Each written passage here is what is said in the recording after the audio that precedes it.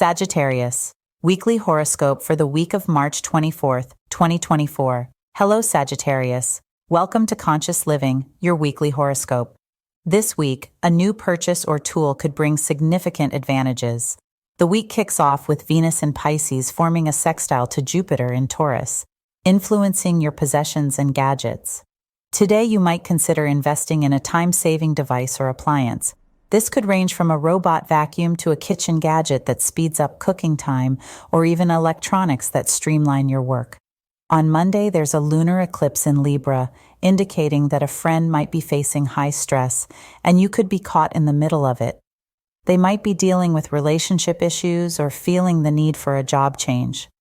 Mostly, they just need to talk things out, so be prepared to lend an ear.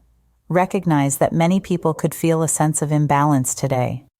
If you found this reading insightful, please consider giving it a thumbs up, sharing it with your friends, and subscribing to our channel for more weekly horoscopes tailored to your zodiac sign. Embrace the opportunities that come your way and remember to stay true to yourself. Wishing you a week filled with love, light, and positive energy. Until next time, take care.